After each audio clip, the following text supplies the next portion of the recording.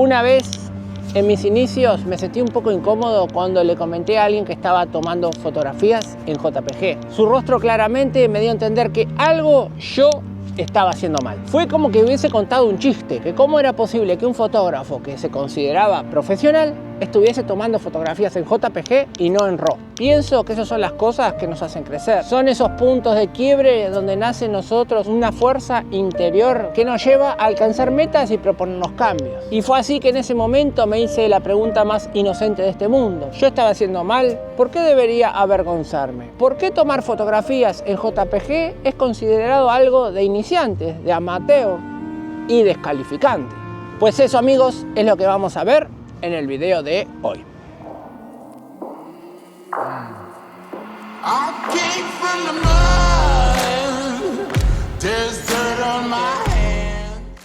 Buenas, ¿cómo estamos? Acá Nicolás, arrancando con otro día de fotografía. Hoy vamos a analizar uno de los mitos más llamativos de la fotografía moderna. ¿Por qué los fotógrafos profesionales solo toman fotografías en RAW, despreciando el JPG? ¿Está mal visto tomar fotografías en este formato? ¿Por qué es descalificante? Para esto antes tenemos que ver dónde nace el formato JPG y qué otro tipo de formatos son empleados en este ámbito. Y finalmente, y quizás lo más importante acá, te voy a contar qué significa ser un fotógrafo profesional.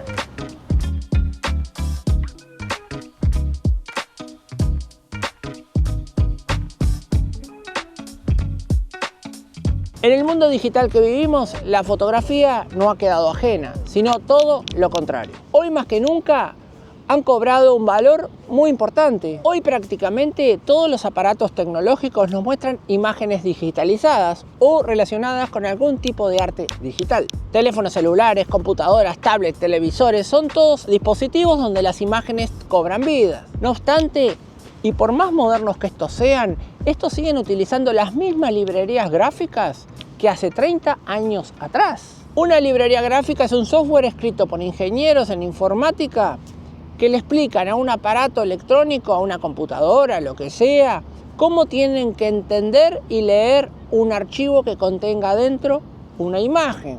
Sí, como puede ser el JPG. En concreto, a un grupo de ingenieros le tomó unos 12 años desarrollar este formato, comenzando en el año 1980 y culminando 12 años después en el 1992 con su publicación. Lo más interesante de esto es que no se publicó como un software, sino que se trató de una librería de compresión de imágenes publicadas bajo un estándar ISO. Y esto dicta que pueden ser implementados libremente por cualquier desarrollador y sus especificaciones tienen que ser públicas. También están abiertas a ser utilizados de manera comercial o no. Por lo tanto, pueden ser implementados por cualquier tipo de compañía que cree un producto o algún derivado de otro producto. Es por esto que desde el año 1992 cada sistema operativo de computadora, teléfono o lo que sea ha implementado su propia forma de ver y procesar este tipo de archivos. Es por eso que desde el año 1992 cada sistema operativo de teléfono, computadora, cualquier tipo de dispositivo ha creado sus propias formas de ver, entender y procesar un archivo JPG. Un dato interesante es que a este tipo de archivo inicialmente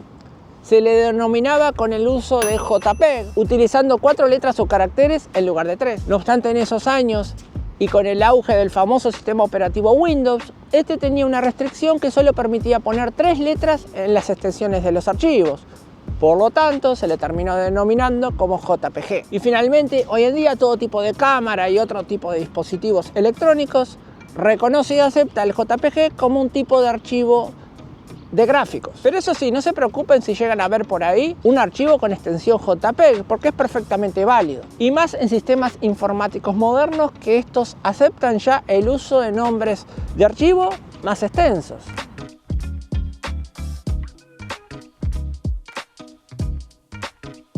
Ahora que entendimos de dónde es que surge este tipo de archivo, también entenderemos que en su contenido guarda algún tipo de dato de imagen binaria, unos y ceros. Y para crear este contenido y guardarlo en esos archivos podemos utilizar una cámara u otro tipo de aparato digital. Por ejemplo, podemos guardar fotos, capturas de pantallas o simplemente algún otro tipo de imagen gráfica. Si bien desde 1992 este tipo de formato ha tenido algún tipo de avance, más que nada para que se adapte a los tiempos modernos que vivimos, en sus entrañas sigue siendo totalmente igual. Antes de su lanzamiento, los otros formatos existentes planteaban algún tipo de problema, más que nada con el tamaño en megabytes que estos tenían, porque sencillamente el poder computacional que existía en esa época no era tan avanzado. También era un momento donde el mundo estaba recién conociendo el tema de las redes computacionales. Internet era una fracción a lo que es hoy. Las velocidades de conexión eran muy básicas y limitadas. Por lo tanto, los archivos que existían en ese momento eran muy grandes y toscos para su uso cotidiano. Se necesitaba tiempo computacional extra para poder leer, procesar y mostrar en pantalla el contenido de ese archivo gráfico.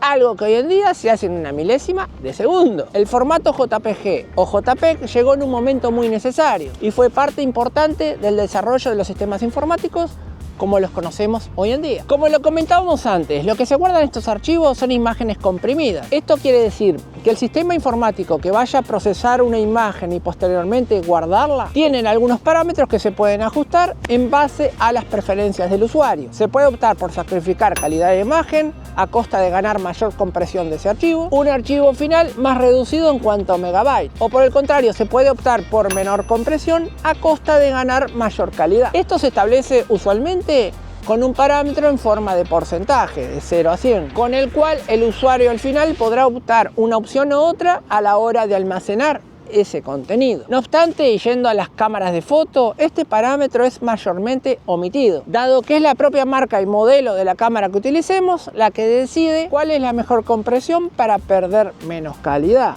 Y por lo tanto, no es algo de lo que tengamos que preocuparnos. Años después, en el 2010, Google entiende que los formatos de imágenes existentes comienzan a quedar antiguos o pocos prácticos para las nuevas tecnologías. Y con el poder mundial que ésta estaba alcanzando, decide lanzar otro formato más nuevo y también bajo otro estandarizo. Fue aquí que presentó el formato que se llama WebP, que es más pensado para los tiempos modernos y las redes computacionales. Y por supuesto que su navegador estrella de internet, el Chrome, lo adoptó rápidamente. No obstante, y al ser un nuevo estándar, tardó varios años en ser adoptado finalmente por todas las plataformas digitales. Recién en el 2019 se terminó de consolidar su uso en las últimas plataformas digitales. Quienes han comparado el formato JPG con el nuevo WebP entienden que técnicamente el formato de Google es muy superior, tiene mayor compresión, menos pérdida de calidad de imagen, etc. Entonces aquí la pregunta válida sería: ¿por qué las cámaras de fotos continúan usando el sistema JPG y no el WebP? Pues la respuesta más sencilla es que hay una comunidad de usuarios mucho más grande que sigue usando el JPG y hay también una mayor cantidad de tecnologías que siguen interactuando con el formato JPG. Por ejemplo, el JPG es más compatible a la hora de exportar esos archivos a otros sistemas. Por ejemplo, a la hora de descargar una imagen de la cámara a la computadora. Así que por lo tanto, y de momento, los archivos JPG no se irán a ningún lado.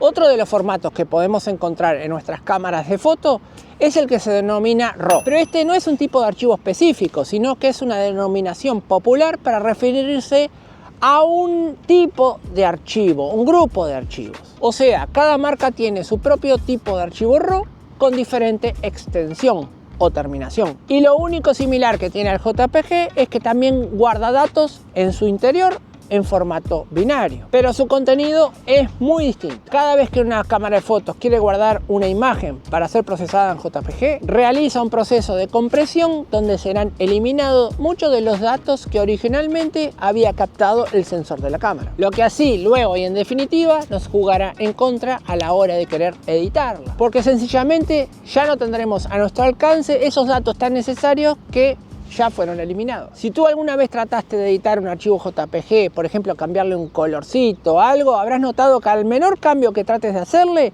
toda la imagen sufre cambios, afectando de esa forma zonas que inicialmente no queríamos tocar. En contrapartida, si lo que estamos editando es un archivo RAW, permitirá, como yo digo, jugar a nuestras anchas y editar lo que querramos sin afectar el resto de la fotografía. Cambios más detallados. La característica principal de un archivo RAW es que guarda en su interior datos sin comprimir y tal cual el sensor de la cámara los interpretó. Lo más llamativo es su tamaño. Ustedes van a ver que los archivos RAW son mucho más grandes. Si una imagen JPG ocupa 1 megabyte, 2 megabytes, un archivo RAW ocupa unos 200 o 250 megabytes. Según sea la marca de la cámara, tendremos distintos datos almacenados y también distintos tipos de extensiones. Por ejemplo, Nikon usa la .NEF, Canon usa la .CR3 y Sony usa la .ARW, entre otras. La mayoría de las aplicaciones de edición como Lightroom, Photoshop y otras soportan la manipulación de todo este tipo de archivos. De esta forma, luego de editar nuestra foto,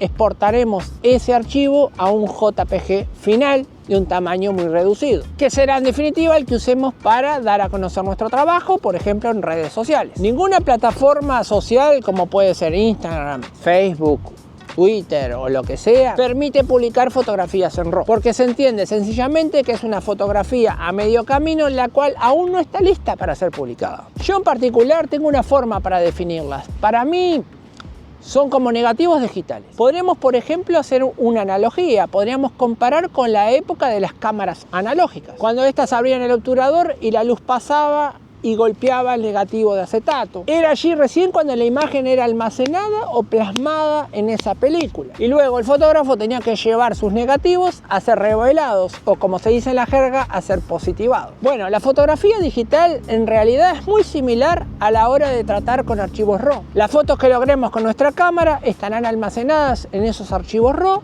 y a medio camino también de estar finalizada. Sería como un lienzo casi en blanco donde el fotógrafo tendría que terminar de darle sus propias pinceladas para llegar a un trabajo final. Ahora, la pregunta es, si por el simple hecho de tomar fotografías en formato RAW, ¿esto nos califica como fotógrafos profesionales?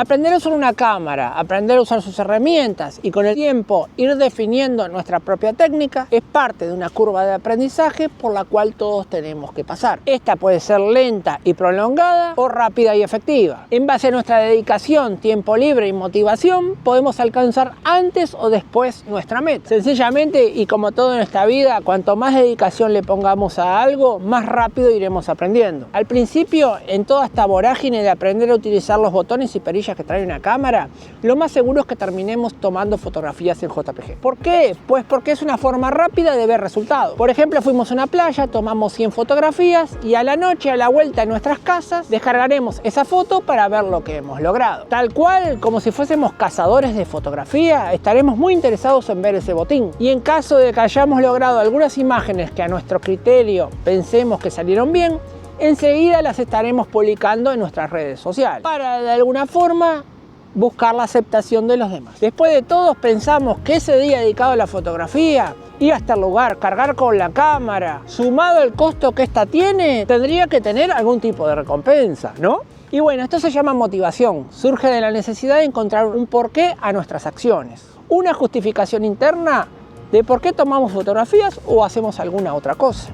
Para algunos será placer, quizás para otros será cuestión de llevar un pan sobre la mesa, pero para otros será cuestiones de ponerse metas y alcanzar cosas en esta vida. En esta carrera por la autorrealización, por encontrar eso que nos da una satisfacción, quizás la fotografía sea un camino para llegar hasta algún lado. Por lo tanto, la curva de aprendizaje que mencionamos antes puede ser más sencilla o más complicada. Después de todo, en esta vida hay más cosas que tomar fotografías. Así que quizás, y para simplificar, optar por lograr nuestras fotografías en JPG sea una forma más rápida de alcanzar ese destino que estamos buscando. En tu caso, si te sentís a gusto y pensás que el resultado obtenido está bueno, está perfecto y seguí así. No dejes que nadie te menosprecie por tomar fotografías en JPG. Y lo más importante, quédate tranquilo que es algo válido en este ámbito. Ahora, la pregunta puede ser, ¿por qué los profesionales toman fotografías en RAW? Si yo sigo por el camino de la JPG, ¿esto quiere decir que nunca me voy a convertir en profesional?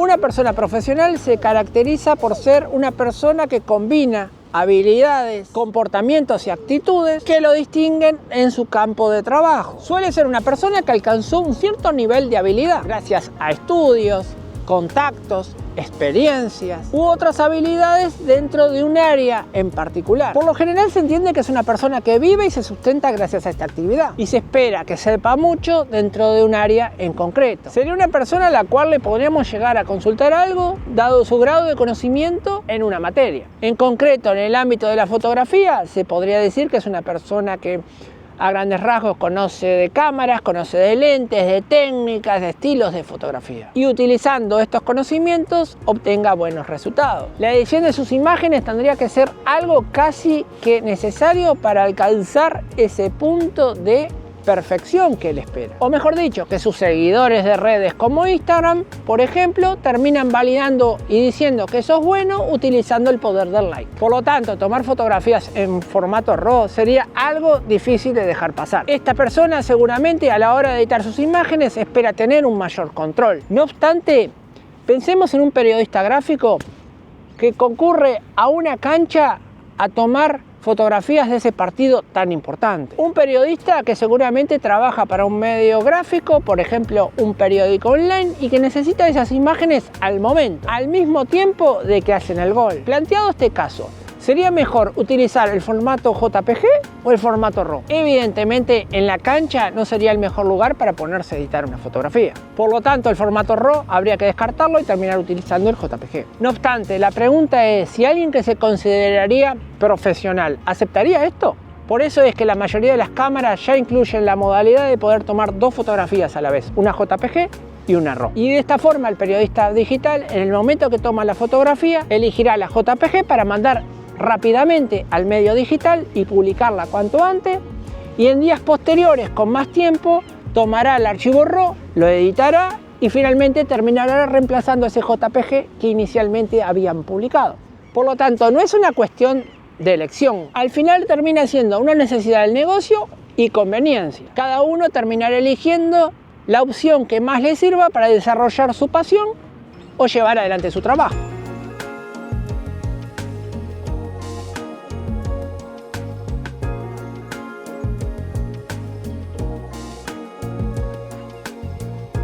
Uno de los placeres más grandes de esta vida es lograr algo que sabemos que nos costó empeño, dedicación, trabajo y que en definitiva fue el resultado de una sucesión de errores, enseñanzas, aprendizajes y vueltas a comenzar de nuevo, lo que se traduce en tiempo empeñado, y es ahí recién cuando ponemos en la balanza si las horas y días invertidos en eso valieron la pena. Cada uno tendrá su tipo de gratificación, para algunos será dinero, para otros serán alegrías, para otros serán metas personales, ganar popularidad o alcanzar quizás esa superación que tanto buscamos. En fin, a la hora de optar usar o no archivos JPG, esto dependerá de nuestros objetivos. Y esto no tiene por qué avergonzarnos. Es más, tendríamos que estar orgullosos de que posiblemente una fotografía nuestra en JPG el día de mañana vaya a ganar un concurso de fotografía, superando a otros que posiblemente sí la editaron. Utilizar este formato yo lo tomaría como una herramienta de autosuperación. Hasta el próximo video.